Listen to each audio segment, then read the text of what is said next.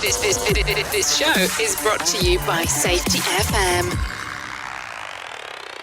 What's up, peeps? Welcome back to Rebranding Safety. Today we're talking to an amazing gentleman who has wrote an amazing book, and we've just read it in the book club at Project Mollitiam, and we had a great chat, and he made us a lovely little video message to all of our members at Project Mollitiam. And then I said, hey, come on the podcast, and he said, yep, straight up. So I was like, yes. So let's jump into the intro, and I'll tell you some more about it. The problem in safety isn't deviation, it's complexity. Health and safety has gone mad. Health and safety is trying to unpick having gone mad in the past. There's no one solution and one problem. The problem is that we are looking for one solution. Does the structure of the team allow them to flourish? Feel safe enough to be uncomfortable. The environment defines our behaviours. People aren't the problem, they're the solution. Rebranding Safety, crushing the stereotype. Brought to you by Risk Fluent. What's up, peeps? Welcome back to Rebranding Safety. Rebranding Safety is the YouTube channel and podcast doing exactly what it says on the tin. We're here to change the perception of health and safety. So if you're new here, hit that subscribe button and the bell and all those other things. So today we're talking to an amazing gentleman called Chris Clearfield, who wrote the book, co-authored the book, MELTDOWN. I've read MELTDOWN. We've just read it at Project Mollitiam's book club. I really enjoyed it. I kind of found the book was kind of like a gateway book to complexity theory, social, technical systems, and tight coupling, which a few years ago would like blow my mind and be like, oh, what is that? Well, isn't safety just about checklists and stuff? It's a great book, and I really, really enjoyed it. And this conversation is an even more of an insight into the book, maybe the future, the next steps, and also a bit more of we go pretty in depth in on a social technical system. What is it? What does that mean? And so on and so forth. But before we get into the conversation, do a quick shout out to our sponsors.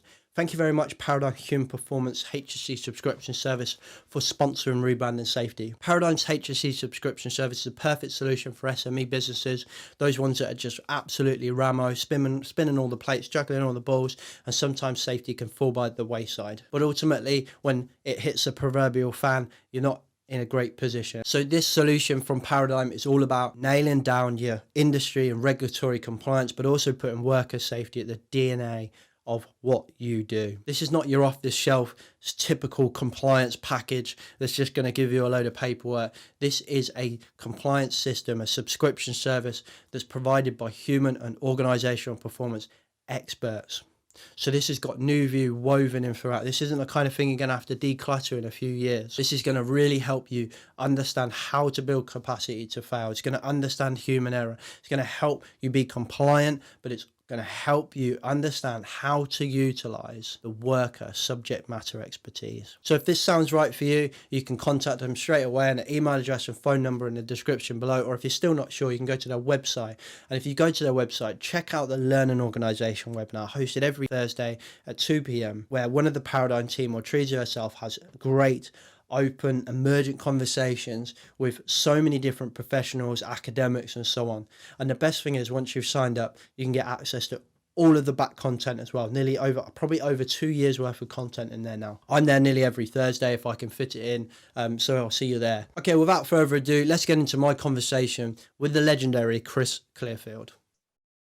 I'll let you press continue on the new update on Zoom. I'm not a fan of that, if I'm honest. Me neither.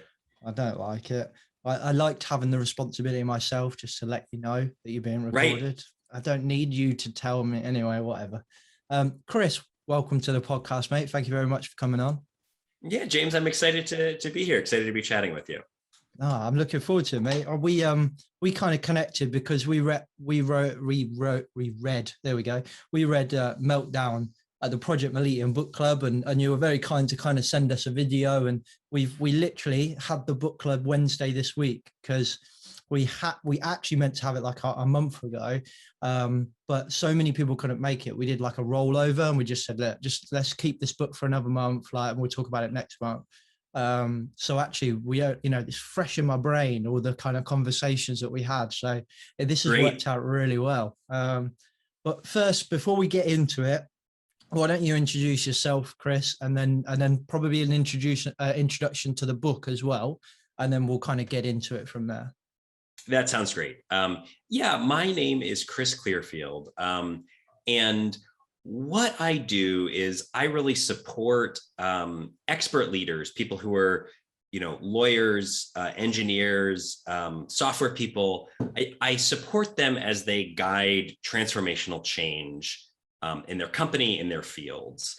And I've come to this work by sort of realizing how much change we need to have in the world. And that really connects back to what you just said, which is my work around this book, Meltdown. So it's a book I wrote with my co-author, Andras Tilchik, and it is all about the ways the world is getting stunningly more complex and the fundamental ways that changes how we need to operate. And I think you, as somebody with a safety hat on, this is something that you all have been talking about and seeing for a long time. And I think what we try to do in Meltdown is really make the case that complexity is an important thing to pay attention to. And in fact, that the tools for working with complexity are fundamentally different than the tools of working in a kind of normal linear system. And so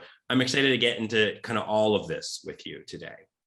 Awesome. I felt like the book, Chris, was like a really good kind of gateway book to people that are like, especially in my profession, like it was easy reading, but it was like some bits were quite complex, but you and Andras kind of tied it really well into some real life examples, and not just like, this is how they do it in aviation, and this is nuclear, and this is oil and gas, which is so not relatable for so many people. But like the examples of like, this is buying a new house and stuff like that. And I was just like, I can totally relate to that.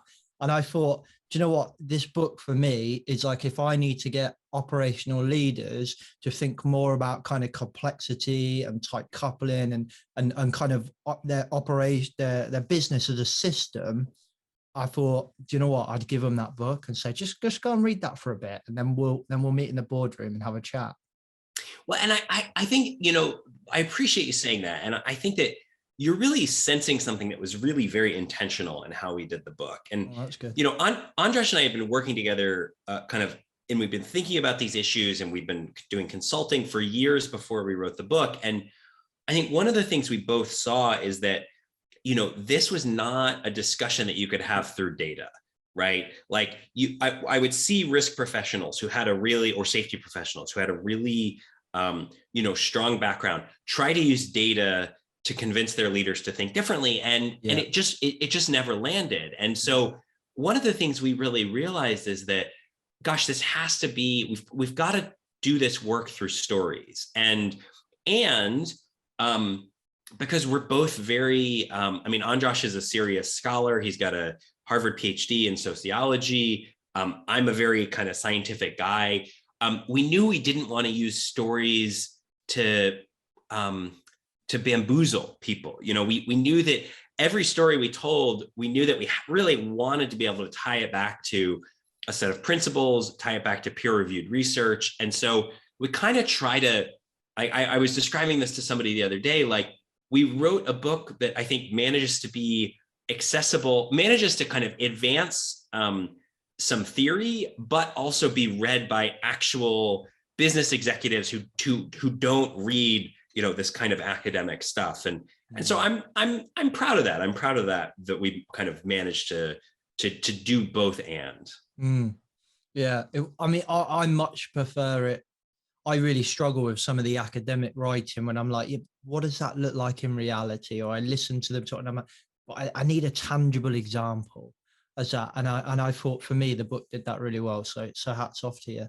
Cheers. Thank you. Was there like was the book, and you kind of said you and Andras have worked together for a long time. Was the book just a natural next step, or was there like a moment where you were like, we need a book? It really was a natural next step, and it very much happened organically. Andras and I in 2015. So to take a step back, my background before doing this work was I was a derivatives trader in finance. So I was trading derivatives, pricing risk, and then eventually moved into more of a risk and kind of legal compliance role where I was sort of looking more holistically, systemically at risk. And that was kind of just right through the financial crisis. So I really had this front row seat to, this whole industry that was struggling to manage risk in a way that was, I'll say, adaptive to the changing circumstances. And I got really interested in that moment about why some organizations were able to manage this risk better while others really struggled. And I was also learning to fly, so I was reading a lot about aviation. But it really was when Deepwater blew up, when BP had the Macondo Prospect accident, that for me it was like, oh, I looked into that, I researched that, I dove into that as it was happening and afterwards, and it was like, oh, this is the same thing as the financial crisis. It's just a very different industry, and this is a much more important problem than just like, how do we reduce risk for the Goldman Sachses of the world? This is like, everybody is affected by this. Mm-hmm. So that was really this turning point for me when I said, all right, so this is my work. I'm going to figure out how to make an impact, helping people think through this fact, that helping people work with this idea that complexity is really this central issue. And so Andrzej and I did a lot of work together, and he was just finishing his PhD at the time in organizational behavior. So we kind of came together with this.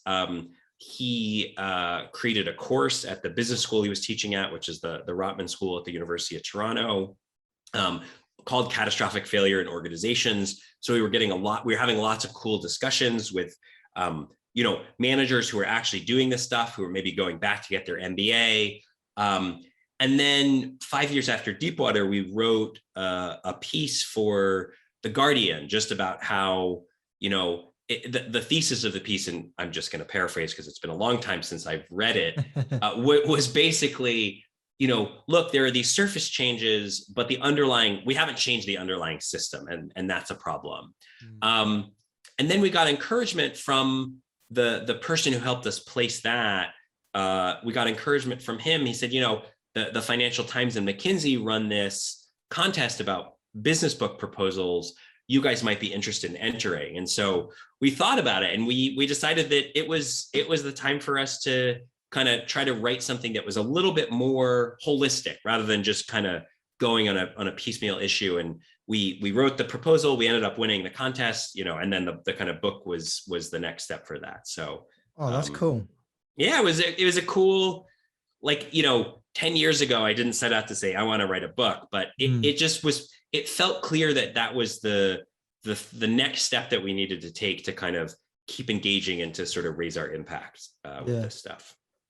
That sounds like a really interesting dynamic between a kind of sociologist and a kind of financial risk guy, if I've kind of summarized that quite well. That must have been a really interesting dynamic, the two of you kind of looking at things. Yeah, it's been a great dynamic, and we're friends. We've known each other for a long time, so that really helps. But I've always been a science geek, a kind of engineering, read physics and biochemistry in university, and Andrzej has always been sociology. But he's very clever, and so he gets things very quickly, and so he gets the system stuff in a very deep way. And my dad is a sociologist. So I actually grew up in a kind of, in a household that was, I didn't think of it at the time, of course, but it was a sociology first household, if you will. Like, we were always talking about organizations and bureaucracy and, what's the role of this? What's this organization actually doing? And all of this stuff. In fact, I was just talking with somebody about, because now change is a big focus of mine. I was just talking about somebody about all the research of adoption diffusion, how do new ideas get adopted? And the kind of seminal work is by a guy called Ev Rogers, who wrote a book that looked at agriculture as the kind of one of the substrates for how adoption happens or doesn't happen. And my dad worked with Ev Rogers. And so I feel like I've been sort of, marinating in this worldview for a long time. And then, we talked a little bit about this around the book club stuff, but, I think that we can talk about Meltdown in terms of complexity.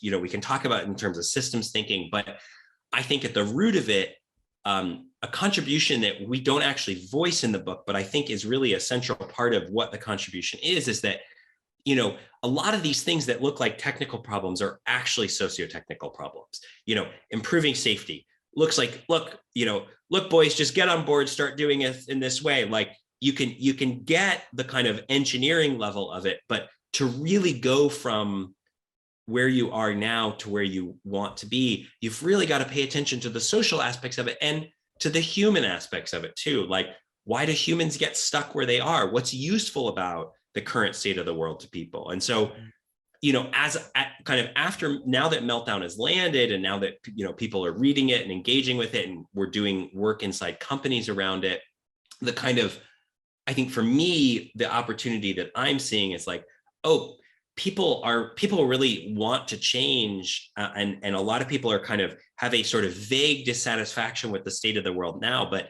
actually helping them change is really, really hard. And so that's the work that I'm most excited about these days. So I want to kind of go in on that point around that kind of socio-technical system, because that was a bit of I think you know Adam Johns, or he definitely knows you. Yes, You mentioned yeah, he's great. Yeah, and so I put on LinkedIn that we were reading a book, and he messaged me saying, "Oh, if you want to talk to Chris, I can connect you." I was like, "I've already got it, mate. It's fine. And but it was actually Adam Johns that was the first person to ever kind of say to me, you know, really work as a kind of socio-technical system. And I remember just kind of nodding and smiling, but then Googling what the hell is a socio-technical system, right? And I was just, and it was brand new to me. But then as I kind of start looking into that stuff, and I'm a bit like, do you know what, this makes a lot more sense when you start looking at that whole organization as a system that's both social and technical. But would you mind kind of explaining what a social technical system is in the concept of work for those of us that don't know? Yeah, well, you're I mean, highlighting something that I think is part of why this isn't the way that everybody thinks naturally, right? It's because it's like a very wonky word, and like it's like, you know, like what does that even mean, right? And I think that, you know, right, so work gets done by people. I mean, that's where you can kind of start with, right? And so anytime work gets done by people, that's part of it. The other part of it is that organizations are perfectly adapted to be in the exact situation that they're in right now, right?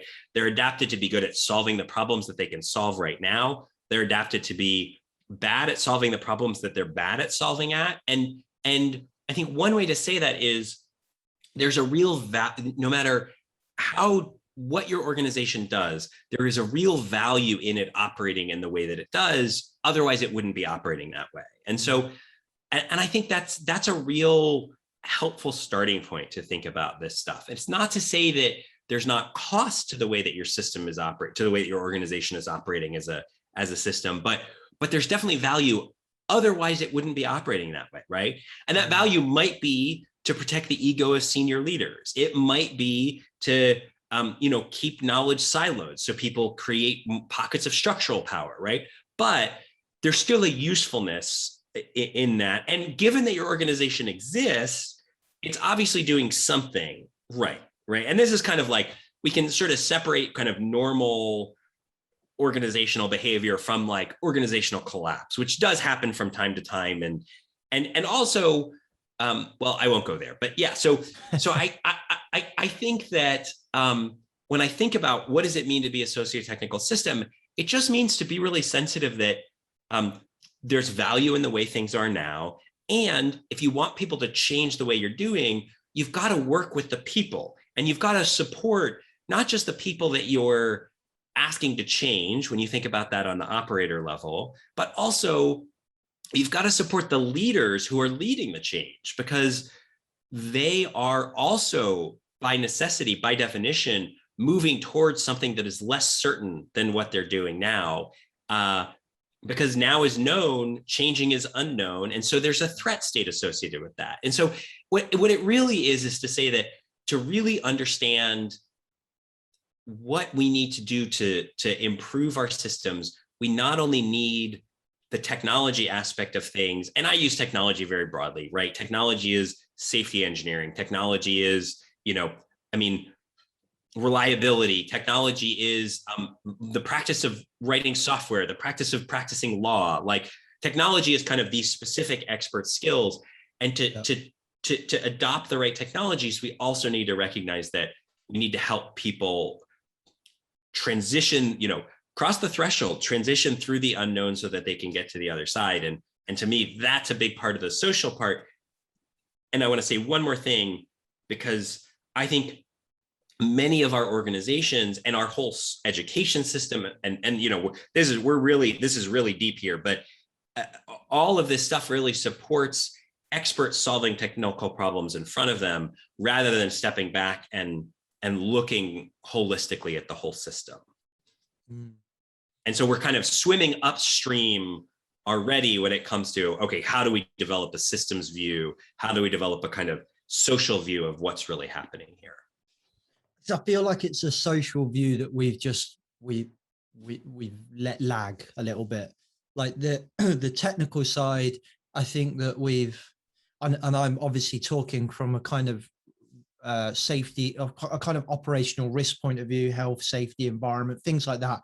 Like our background in safety is very much engineering. So we've come at it from a very engineered focus, and from a technical point of view, hey, we've nailed it. We've systemed the shit out of safety, like we really have, and we've now got to a point, where most kind of major countries in the world have kind of plateaued on the rates that we're killing people, and actually we're starting to see an increase in kind of mental health, as we know around the world. Like, pretty much everywhere is struggling with a mental health crisis. And for me, it's kind of like, well, because we're really good at this techno system side of things, but we're missing the social side of it, which is the bit just in front. And when it clicks in your brain, it really does open your eyes, and you think, well, hang on a minute, why have we not talked about this before? People design the work, people design the product, people design the processes, people design the technological stuff that's within our company. People buy our products, people buy our services. People are part of everything that we do, like literally everything that we do, no matter what company or business you're doing. But yet we've kind of gone down a route of trying to like a standardized approach to humans, like a standardization approach, where actually it kind of reminds me of an old saying my grandma used to say was, right now it's strange as folk, like, because every person is different and every person looks at things that kind of diverse, that cognitive diversity. And we've gone, oh, let's kind of try and mold every single human into the same standardized approach, which I think has made us very fragile or very brittle, I think. Yeah, and I let's see, there's a lot in there. Let me highlight one word that you said almost the exact same moment it came into my brain, which was the word plateau, right? I think anytime there's a plateau, that's a really good indication that we have we've hit the limits of our current approach. And the thing that I was thinking about is, you look at aviation safety over the decades, and you look at this, you can tell the story of aviation safety in a couple of eras. And, there was the first era was this kind of like, man, it's this experimental thing. It's the Wild West. It's pretty crazy. And then you had this era of like innovation and reliability, right? So like building better airplanes. And then you had this era of dealing with complicated systems, right? So, I mean, there's the famous story of, I think it's the B-17, a pilot crashed that because on a test flight or whatever, because they didn't follow the right procedures when something happened. And so lo and behold, now you get the rise of the checklist. And like a lot of us know that story. But then into the 70s and 80s in the US, you get, okay, well, the technology has basically been in some sense perfected, right? Like you've got these jetliners that are just like orders of magnitude, unbelievably reliable. Yeah. And, you know, sure, they still need maintenance and they still have kind of niggling issues, but then what you start to see is that the frontier of safety is in how the crew communicates together and their situational awareness. And I know some people don't like that word, but what I really mean is having a shared mental model of what's happening. And so lo and behold, you know, that whole problem arises, and then aviation solves it with crew resource management by teaching crew a different way of working together. And so, you know, aviation is an interesting field because it's so stereotyped and it happens at such scale. And the public cares so much about the safety of aviation that you have all of these factors that have kind of come together to make it this, you know, this like very important and very visible problem to solve. But so the idea of training people to interact in a stereotyped way, that's not going to work in every industry. But the bigger idea of like, oh, we've got humans in these seats and we really need to attend to them, whether we're attending to them in how we design a procedure, or we're attending to them in like, man, if we're going to make a change that affects their job, like, by golly, let's get their input, right? Like and it's not rocket science, but it's, as you said, just being sensitive to the fact that there are actual people on the other side of the table here. Yeah, it's just sensible. Like when it clicks, but then I say it's sensible. Like when I started in safety, I was very much of the mindset, oh God, Bob's just stupid. Oh, Steve's stupid as well. And then by the end of the first year in the job, you're kind of like, all operators are just stupid. And that's why they're operators. So now, I look back on that now and I think, oh God, I can't believe I actually used to think like that. But like, that just seemed to be like this natural thing that just kind of happened. Well, and the phrase that I use to describe this is practical empathy. Like we all walk around and we have this very kind of detailed view of our own experience, right? Like, oh, this person's trying to do this. I'm thinking this. They're not seeing this. Bob doesn't get it. As you said, Bob's just stupid, as you said. We all have that very rich experience of our inner life. We assume that Bob doesn't have that, right? Like we assume that Bob's just being obstructionist or whatever. But and I use this in the context of talking about resistance. I teach leaders about how to kind of work with resistance in a very practical way. And a lot of what that comes down to is realizing that, well, when we resist something, we think we're being very kind of, you know, rational and pro-social. And it's like, oh, these people are trying to impose a policy on us that doesn't actually make sense for my context. Yeah. But when other people resist us, we're like, yeah, they're stupid. They don't get it. Yeah. And so part of it is just like, you know, it's like learning to see your own thoughts and recognize them as just being like, oh, that's a story I'm telling. Like, that's not true. Like, let me get curious about what Bob's experience is. Like, and when you start to be able to make that switch, when you start to be able to say, like, I wonder what Bob's being really obstructionist here. I wonder what I'm not seeing that he's seeing. Yeah. It's so funny that you've just said practical empathy, because I wrote this post-it down the other day, which my daughter has chewed and I had to take out of her mouth. She's only, gosh, oh my God, she's a year in like a month. And I took it out of my mouth and I got it out and I was like, where have you got that from? And I wrote down on a post-it, operational empathy. You probably can't see it, but that was, you know, post kind of reading the book and then post conversations and then a lot of other stuff like webinars and stuff. And I'm doing loads of work, reading loads of kind of research and white papers and stuff. And I kept thinking, like, we need a better way to talk about what we're trying to say. Like, what am I trying to say? I'm trying to say, have empathy for the workforce, but then also, because I think that's something that I've highlighted. I do a lot of work in human organizational performance lately. And all the time, Chris, all the time we talk about, you know, leaders need to kind of have deference to the front line and they need to have empathy for the front line. And I get that. Yeah, 100%. And I agree. We're not very good at that. But also, I do think that the front line also need to have a sense of empathy for leadership as well. And that's what I thought. It's a two-way street. It's operational empathy.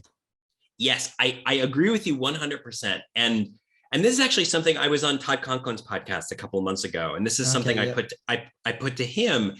And I offer it as just something I've noticed about the safety community, where there is a very great attitude of don't blame the operator, right? Yeah. Something goes wrong, don't blame the operator. But I think that needs to be flipped upward also, right? Leaders operate under tremendous constraints. Yeah. They are human. Now, there are also things that happen when people get power that changes the way they behave, that reduces their ability to have empathy. And we write about this in the book, and it's biological. Like, it's this That deep was stuff. so eye-opening, that chat. Isn't that And I was just like, oh my God. Right? That was unbelievable. It's fascinating. And just this idea that just giving people power, even a fleeting false sense of power, gives them liberty to behave in ways that we think of as generally antisocial. So that's not good. I want to be on the record saying, like, I don't like that. But I do think that in the same way, and Todd and I had a long conversation about where power ultimately resides in an organization. And I think that's a very, very interesting and squishy concept. But what I will say is, just echoing and supporting what you're saying, is like, I really think when you look at a leader, and I tend to work with people who are fairly senior. And so, they're a VP at a big oil company. They're, I'm working with the general manager of digital transformation at Microsoft, a guy named Jason Barnwell. Nice. And the constraints that they face are tremendous, and their ability to successfully guide change in their organization really depends on their having a lot of interpersonal support, different people in different ways. But like, they're just really, we have to support the whole human, whether it's a leader or an operator. Yeah. Yeah. And that's something that I think you've obviously picked up for a reason, because I think that we lack that. I think that we forget that the safety profession also exists to help protect the safety of the board. And, if we're talking from a mental health and well-being point of view, there's probably no more stressful role than the CEO in a company that has all the responsibility, all the decisions. They're the one that, we kind of live in a world of, like you say, we try to push this no blame concept, but ultimately blame exists, and it will always exist because it exists at the top of the company. That CEO will ultimately be blamed if something went wrong. And I do think that we lack a sense of empathy sometimes when we have these conversations for the pressures of the board, for the pressures of those leaders. And I do think that, 100% get those leaders out of the boardroom, get them on the shop floor so they can really understand the context that behavior is kind of operated within. But also, when you've got the workforce saying, God, why do they make those decisions? Oh my God, what a stupid decision to make. They also need to understand and have empathy for the context that influenced that decision. And go on. I was going to carry on talking because you were sneezing, so I was going to give you some more time, but you've stopped. You were a very quick sneezer. Full disclosure, I have a cold. But we have the special antiviral Zoom package, so you shouldn't get it. That's it. What I was going to say is, it's like, and it's interesting, like, we have to do two things at the same time, right? We have to hold leaders accountable for the decisions they make, and we have to support them in doing better work to make better decisions. And I think that, one of the things that I realized after Meltdown came out, and I started working with people in organizations doing more of this actual work, is, again, this kind of goes back to what we talked about before, but just how well adapted leaders are to solving the problem in front of them, right? So, again, most of the people I work with are kind of technical leaders of some kind. So they have some deep technical expertise. If you think about somebody who has a career doing operations in oil and gas, say, who then gets kind of, promoted up the hierarchy, right? Well, why do they get promoted? They get promoted because they've been successful at solving the operational problems that come to them. And I think that that's very important. It's very important for leaders to be able to solve the problem in front of them. And it's very important for experts to be able to contribute with their expertise. But there is another kind of problem where I think that the usual way of operating is not nearly as effective. And I think this other kind of problem is becoming more and more important as things get complex, as they get interconnected, as it gets harder to make changes, as there's more competitive pressures. And that is what I think of as like how experts can operate with influence rather than expertise. And I somewhat cheekily call these impossible problems. And I think these are problems where I define this as problems where a leader has a vision, but not the exact answer. They don't control the people, so they can't sort of make people do the thing, which I think is true for a lot of these kinds of problems. And they don't control the overall context. So they don't control the regulatory infrastructure. They don't control the incentives. They don't control the way that the team is organized. There's all of these things they don't control. And so that's one of the things I'm really fascinated about. Like, how can expert leaders, instead of solving problems with expertise, really understand when they are facing these kind of impossible problems, and when they need to reach for tools of influence and engagement rather than their natural tools of expertise to solve them. And I think that's part and parcel with what we're discussing, because I do think what we will really benefit from is kind of pushing or inviting, not pushing, but like really helping senior leaders see that, oh, this is a fundamentally different kind of problem. If you want to change your safety culture, that's not a problem you can solve with expertise. There are bits that require expertise, but fundamentally it's a problem of influence. And so how can you get more skilled at working with that? Yeah. How does that land with you? I love that because I think that is exactly what I've been saying, but as kind of, I suppose, quite cheekily as well, that our profession, or my profession as safety professionals, are going through a bit of an identity crisis. In that we don't really know what we're here to do, because we've been engineers for so long, and now we're like, I keep engineering this, but it's not really getting any better. You know, we've got like, we're out of management systems now. We can't make up any more management systems, and how do we make this any better? And we started to kind of realize that actually these soft skills, as people talk about them, these influencing skills, these relational skills, are skills that we probably haven't had for a very long time, or maybe some have, and we're a bit like, okay, we probably need to focus on this a bit more. And I think that our profession is, in my opinion, is not doing enough to realize how important those things are, because we can put the systems in place, we can put the RAMs or the risk assessment on all of this stuff in place, but ultimately they are trying to do one thing, is influence the kind of, as David Proven would call it, the safety of work. Actually, what we think they did for many years is control work, yes, but they don't. They influence work, because work is so in the moment, it's emergent.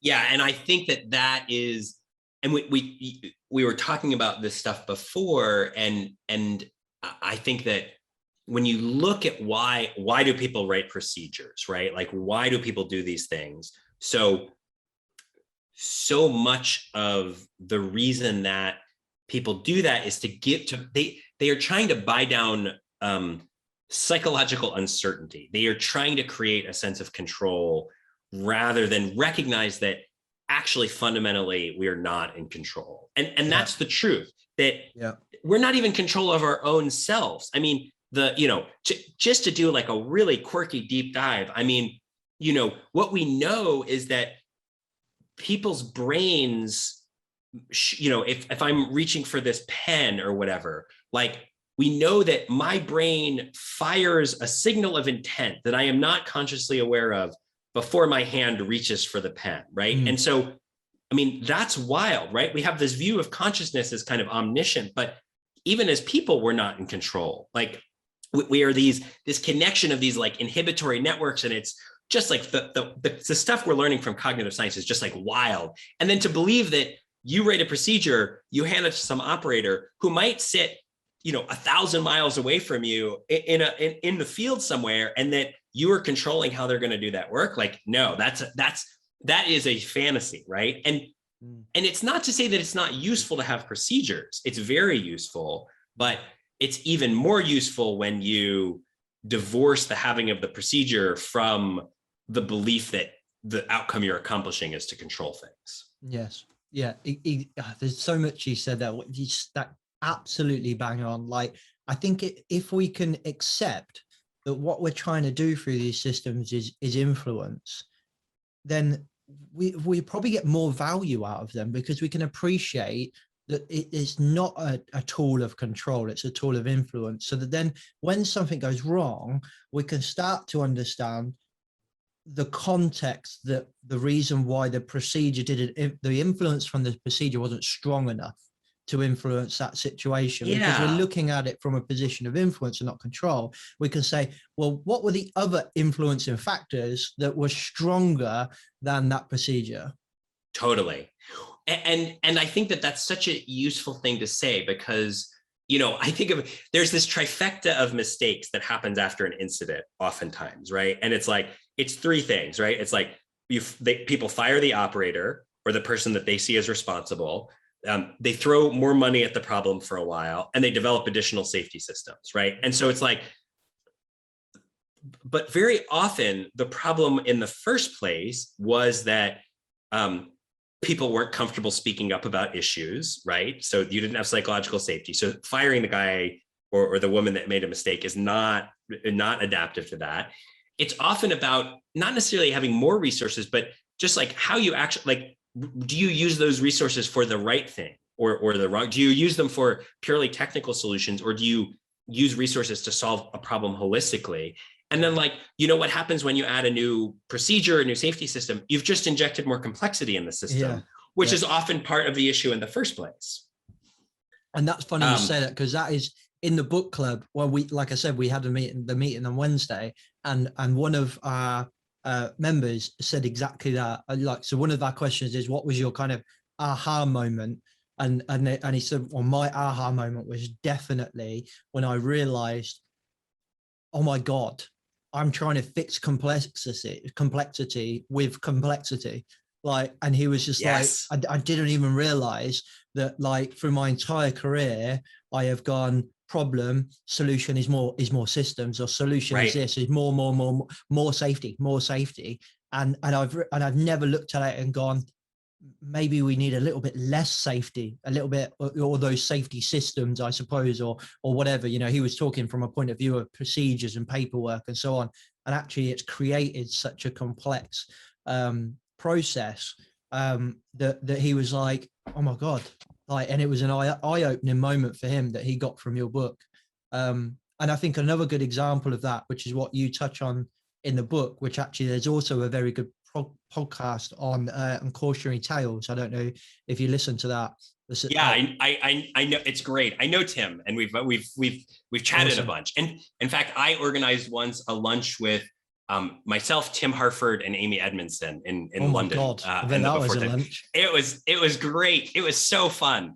We just all had this like shared this like kind of shared passion and different experiences, and like everybody, we were all a little bit feisty and all like really listening. It was a cool experience. I wish that I was there, not to get involved, but just to put a microphone in the middle of all three of you and just press record and then just back away. It was really fun. Amazing. But anyway, sorry, I derailed you. Yeah. No, it's fine. The example about La La Land that you referenced in the book, I believe, if I remember rightly, and Tim Hartford does a great podcast on that as well. Yes, it's great. And I will never forget, like, the end of that episode where he talks about how complex this whole process was that caused this issue, and then at the end he just says, and to fix that they just added more complexity. Totally. And I was just like, oh my God, like we really struggle to get this, don't we? Like, we're not great at realizing, oh, hang on, we're making it worse. Yeah. And exactly. And for people that don't, for people for whom just the word La La Land does not conjure this is the Best Pictures mix up at the Oscars in 2017, where there were some design issues, there were some process design issues, there were like multiple envelopes announcing the winners floating around backstage. It was a wild and the situation replete with potential issues that came to fruition. But also very easy to get to that point. Like, I think it's very worth easy to get to that like, point. Totally. You might listen to that or read the point read the bit that you talk about it in the book, or you might listen to Tim Hartford's podcast and be like, oh, well, they're just idiots creating such a complex system. But it's like, put yourself in their shoes, come back to that kind of empathy point of view. Think about what they're trying to solve. The pressure of leaking a winner or losing the ticket for like a live event, one of the biggest events in the world, the biggest stars in the entire world. Like, the pressure is phenomenal. And we were talking about this again in the book club, and I was thinking it would have been so easy to create that complex system because we're trying to stop anything going wrong. Yeah. Well, and that's, I think, and we call this in the book, we talk about the paradox of progress, right? It's this idea that complexity actually gets us a lot that's really, really useful. But if we don't attend to the cost of it, if we don't attend to the fact that adding complexity adds this nonlinear cost that often takes years to emerge, but when it does, is often catastrophic. Like, that's the thing to be aware of. And there was a line that you said that I've got to post it on my wall just here to remind myself with my work, is that transparency reduces complexity. Yeah. And I just thought, that as a one-liner goes, I was like, that's a damn good one-liner. And that made me think back, as I was reminded of this when you were mentioning aviation. Like, I think that's also one thing that aviation do really well with their aviation safety reporting system, or whatever it's called. And that is industry-wide transparency. Like, here you can report to that kind of central body, and they will react to that. And then where there's something significant, they'll do like a lessons learned, and the whole industry gets to see that. It removes that competitive nature from kind of safety critical kind of processes, and it removes it from learning, which I think is more important. It creates transparency, which helps us deal with complexity. I think it's a great example of that. And I think, actually, to go back to the human elements of the system, I mean, I sort of teach when I'm taking leaders through a change, just at a high level. I'll share that I teach really three things. One is to be curious about other people's experiences and where they are on a change journey. Because as a leader, as a safety professional, you often have spent a lot of time understanding the problem and thinking about solutions, but that may not be true. The operators, the people you're trying to influence may not even know that. So the opportunity is to be really tuned into where they are and be curious about their experience in the place that they are.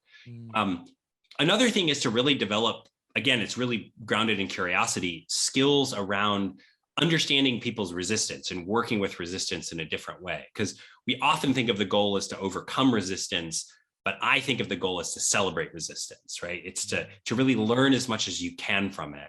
And then the third thing I think is that people, and I think part of this comes back to business constraints, but part of it comes back to not wanting to admit that there's uncertainty that we're dealing with, instead wanting to move to a state of certainty. People will often have a solution and they will move to roll it out across their whole organization, in kind of a one flip thing. And that can that inevitably leads to more resistance and slows you down. And I think the thing that I advocate for people is to really like use FOMO, use the fear of missing out to run experiments, refine your solution, do it with people who are excited to co-create with you and are going to share their insights. And then when you start to have the impact that you expect, or when you get to the point where you're having impact, whether that's, saving $5 million a year on your reliability budget, on a big asset, on your maintenance budget, or, reducing downtime or whatever, then you can start to get other people intrigued in your story. You can say, hey, by the way, our safety performance over here has gone from, X to Y. And people are starting to measure those metrics and starting to look at them more carefully. And like, I wonder if this is something you're interested in getting involved in. And those kind of three things, like, to me, those are actually all about, at least the first two, and I think the latter one to some extent, they are really all about transparency. It's all about, really being authentically curious about other people's situations and experiences, so you can really understand where they're at. Yeah, definitely. So much there. There is something you touched on in, I think it was point 2 or the earlier side of point 1, in that you're kind of like, and I think you kind of touched on it earlier as well. When we're talking around these kind of complex systems that we have in place in business, and I think a lot of the time in my conversations that I have, a lot of the time we get safety professionals or people that are trying to do this, trying to kind of improve their safety and so on. A lot of the time they're talking about kind of going in and drastically removing a lot of this complexity or their safety management systems and all this. I think we call it clutter a lot of the time in safety. Again, that's from David Provan as well. The kind of safety clutter, and all of these papers that actually are not having any influence or any impact on operational day-to-day work, but we think they are, but they're not. So let's just remove them. And then a lot of the people in like my profession really struggle with the resistance that they get back. And a lot of the time I'm kind of talking to the safety professionals, and I'm saying, one thing you're not remembering, I think, and one thing a lot of us don't remember, is that complexity, that system, that safety management system, whatever it is, provides a sense of psychological safety for those leaders, because that's the thing that they think is keeping them safe. So all of those RAG charts, the incident dashboards, and we're counting how many risk assessments we've done this year, and all of that stuff that's not necessarily delivering value. Right. It delivers a sense of psychological safety for them, because they feel they can sleep at night because they think that they are kind of safe. So it's kind of like a false sense of safety in a way. And we struggle with that resistance, because we go in and I don't know, we've read Sidney Decker's book and the Woolworths experiment or something, and we've got, oh my God, let's have no procedures, just trust people to do their job. And we go in and we rip it all out. And I'm just like, whoa, calm down. These people they only know that's how they operate for the last 30, 40 years. And you've just ripped that out.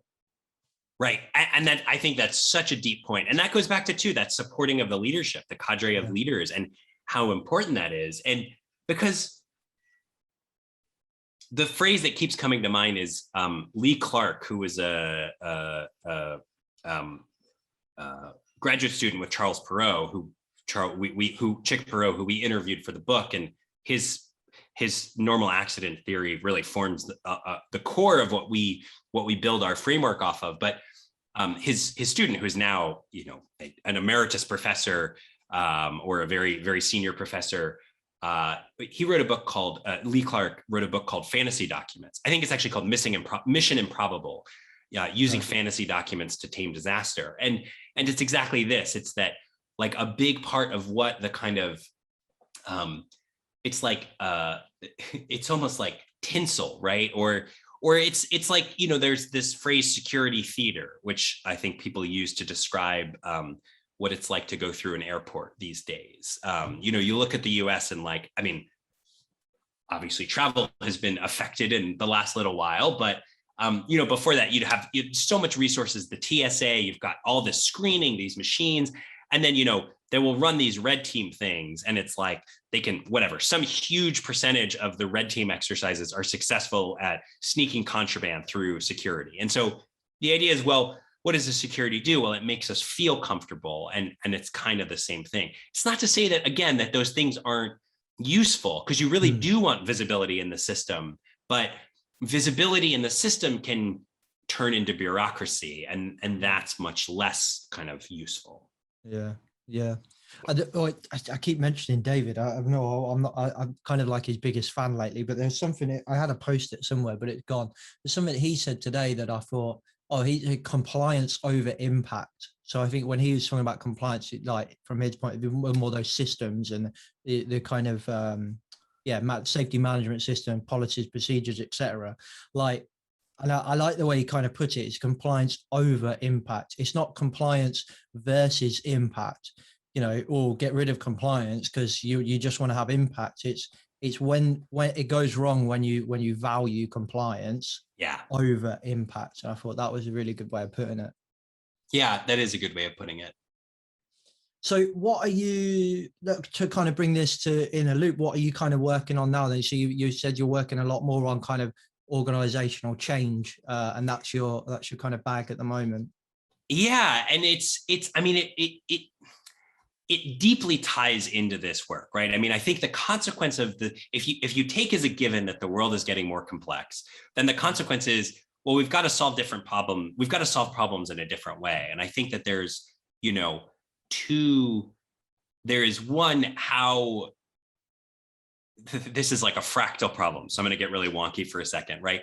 One of the things is like, okay, well, we've got to we have to help organizations that have historically been very bureaucratic, procedural. We've got to help them become more adaptive, right? To decentralize decision-making authority as much as possible, while at the same time centralizing learning. And that is a big transformational change for a lot of organizations. Interestingly, some organizations do that very well, right? Like, the big tech companies, they kind of do that natively. And there's a lot to say about that. And I think a lot to say about why they have managed to be so disruptive, so big, so fast.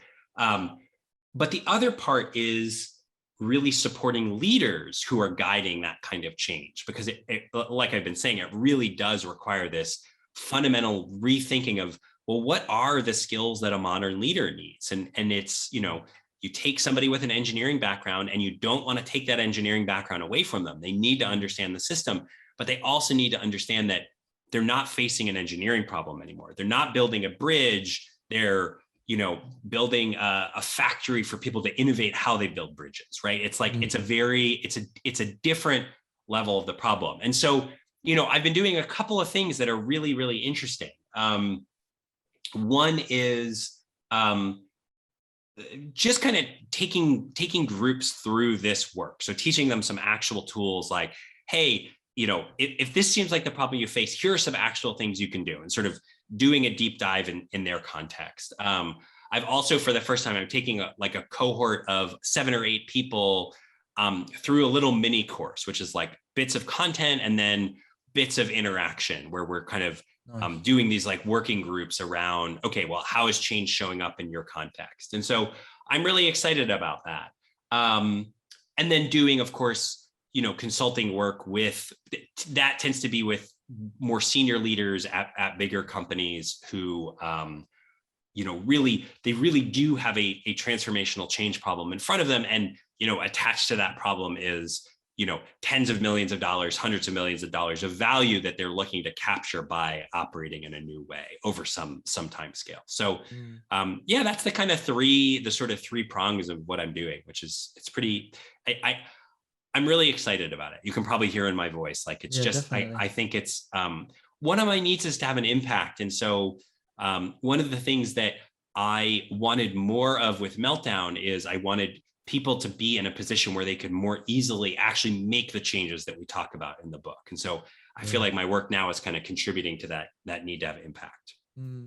Yeah, I think change management, I'm not a fan of that kind of phrase. No, me neither. Yeah, it's I agree. It kind of needs to be like change, I don't know, success or successful change. I don't know. But anyway, it's like that kind of change management, for lack of a better phrase, it's just so fundamental. Again, I think this is something that we lack in safety as well. Like a lot of what we do is about change, is about kind of mitigating change, I suppose, as we go through and making change successful. It's a hell of a lot of what we do in our roles as safety professionals.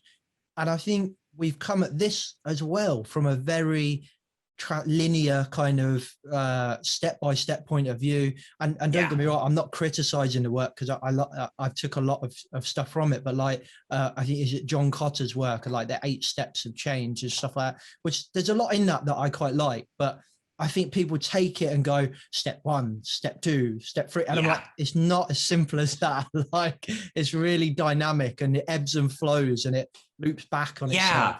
Because it's human, right? That you get to the root of it. It's human. And I actually was kind of co-creating this with a client a couple of weeks ago, and I really like it. And let me share it with you and you tell me how it lands. So I think of a lot of work as having 3 components: mind, hands, and heart, right? And I think change is no exception. And with change, we often have the mind down, right? We have a strategy, right? We're going to, change our safety model from X to Y. We're going to change how we do this. We're also pretty good at the hands, right? Which is the change management. That's right. Like, anytime somebody says change management, all I can think of is a Gantt chart, right? That's like the only thing that comes into my mind. It's like, and we're good at that, right? Organizations are generally good at running big projects up to a point. But I think what needs more attention is the heart. That's what do people afraid of with this change? What do people need support with? What do we have to do to let people know that we see that they're afraid and that they have our support? And they might be afraid for really good reasons, right? It's like, your job is going to change. We are going to be asking you to do new skills. We really can't help that. We need your job to change for this company to be around in 10 years. And like, really rooting things in the meaning and the problem and the challenge, and connecting with people as humans. You kind of were talking before about why we don't do that. And I think one of the reasons we don't do that is because it is uncomfortable. Like, the F word, feelings, right? We don't like dealing with feelings very much. It's hard, it's uncomfortable. It really requires a different stance. And so I see a lot of what I'm doing as helping leaders that know that they, or are starting to know that they need to do that kind of work, helping them do that, supporting them through that work. So, can I tell people where they can find a little bit more about me and this work? Of course you can, mate. Of course you can. So, I'm on Twitter at Chris Clearfield. I'm on LinkedIn. But if you really, if any of this stuff landed with you, if you go to chrisclearfield.com/impossible, you can download a little cheat sheet on solving impossible problems. And it's like 2 or 3 pages, and it just kind of goes through at a high level, like, all right, here are what you want to think about in terms of being curious, working with resistance, and running experiments instead of thinking in terms of monolithic solutions. So so that would be a great place for people to join. And then of course you can sign up for my mailing list and all that good stuff too. chrisclearfield.com/impossible. You got it. Yeah. I just want to I'll put it in the notes so that people can get it as well. Great. So so they don't have to take a note while they're driving, which would not be safety conscious. No, exactly. And also I want to download the cheat sheet as well. There you go. There you go. Can I know this is not typical, but can I kind of put a question to you here at the end? Of course you can. So we've talked about a lot of different things and you reflected on different aspects of the work, but I'm just curious, from your perspective, like, what do you see as the biggest challenge in your work these days? The biggest challenge in my, can I kind of answer it from 2 different perspectives? Yeah, you got it. So I'll take the answer from my kind of work as a safety professional in my day job. I think the biggest challenge there is probably everything that we've just discussed. It's kind of getting people to really understand the social, human side of work, like try and take a bit more of a human-centered approach, when historically we've approached everything from a very engineering point of view, problem, like nail, hammer, done, and getting people to understand that, people are people and they're all strange and they're all different, and it's chaotic and it's messy, but ultimately that is what's made your business succeed over so long, is because they deviate every day. And getting them to accept, the biggest challenge for me is getting them to accept what I know, in that they're not following your procedures. Right. And they're not following your risk assessments. You think they are, but they're not. But every day they're succeeding. And getting them to understand, that's probably my biggest challenge, that more human-centered approach.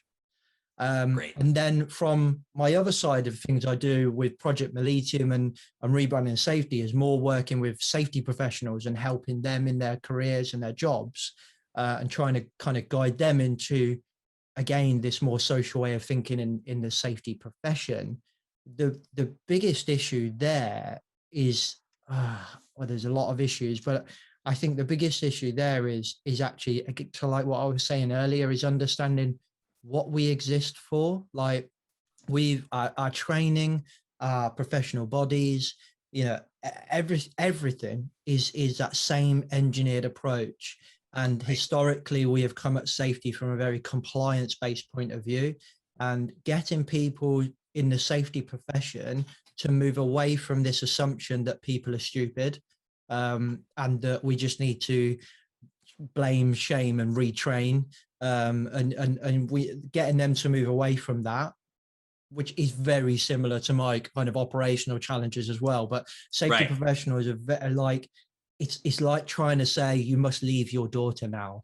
Like, that's how emotionally attached we are to like people are stupid. And it comes down to, Chris, like slightest things of like pictures or videos on LinkedIn being like people doing so-called stupid or unsafe stuff, and then all the comments being like, oh my God, they're idiots, why would they do that, they're putting their risk on the line, they're putting their lives on the line and stuff. And I mean, I commented on one a few months back, and Jesus Christ, that I'm having to move house every month because of the witch hunt. Like, that's how bad it is.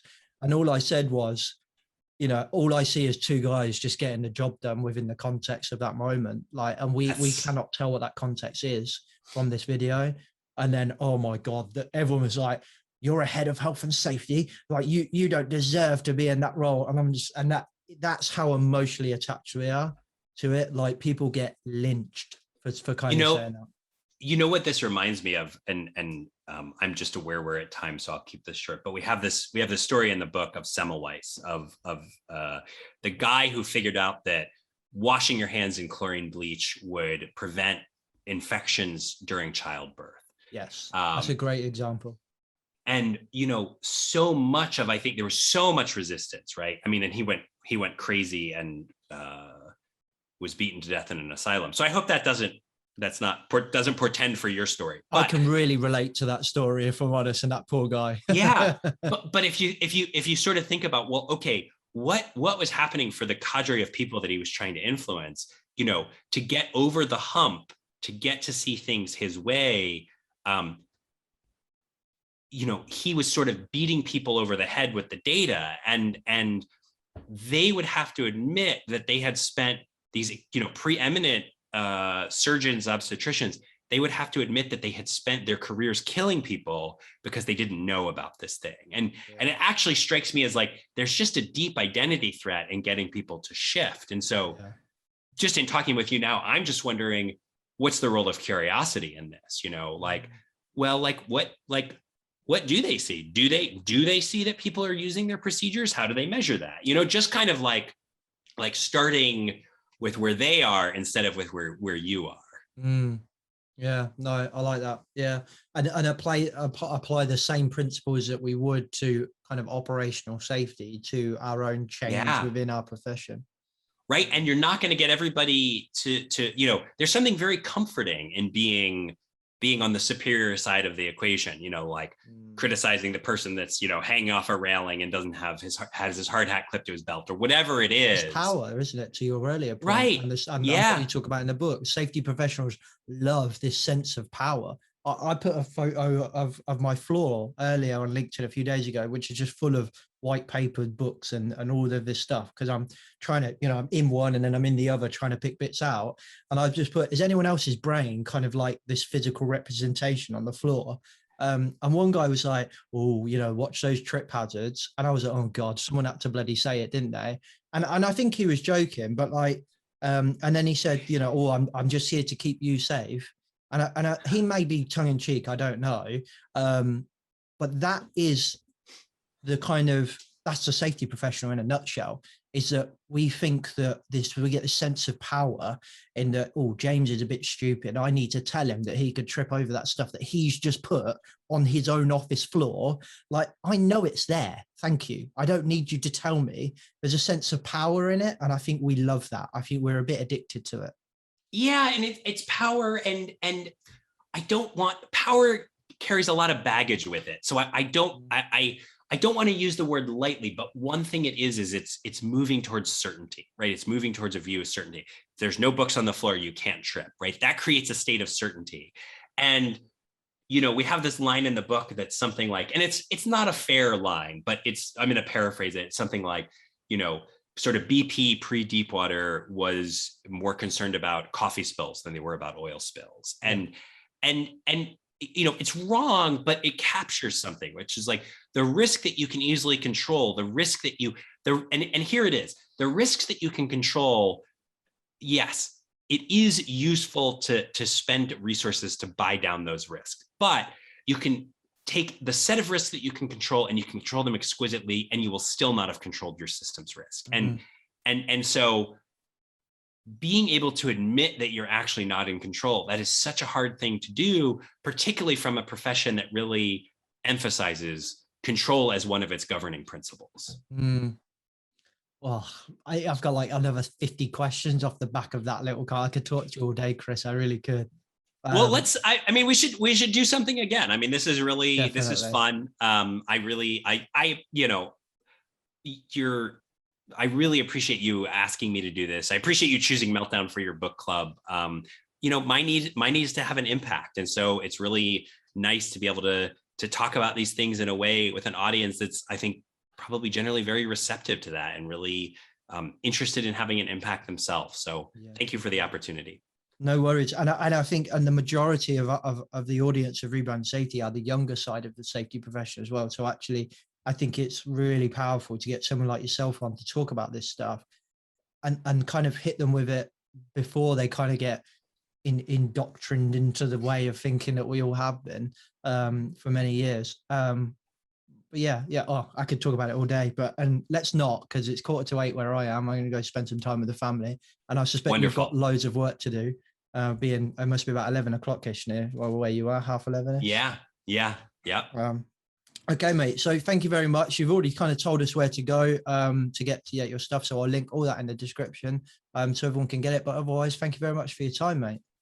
James, this was great. Thank you. I appreciate the invite and I appreciate your work. Okay, peeps, hope you enjoyed that conversation with Chris. What a lovely guy. Great conversation. Kind of conversation we could have continued on for a very long time. But hey, so thank you very much, Chris, for coming on. If you enjoyed that conversation, please go and give us a rate and review on iTunes, or give us a follow or a share or whatever it is. If you think of one person that would like to hear my conversation with Chris, please share it with them. All of that really helps us improve the content and increase awareness. Don't forget to check out Paradigm Human Performance, HSC subscription, and their Learning Organisation webinar. Otherwise, thanks for listening. I'll catch you next week. Safe. The views and opinions expressed in this podcast are those of the host and its guest and do not necessarily reflect the position of the companies. Examples of analysis discussed within this podcast are examples only based on limited and dated open source information and should not be utilised in real life as the only solution available. Assumptions made within this analysis are not reflective of the position of the companies. No part of this podcast may be reproduced, stored or transmitted in any form or by any means, mechanical, electronic or otherwise, without prior written permission from James MacPherson.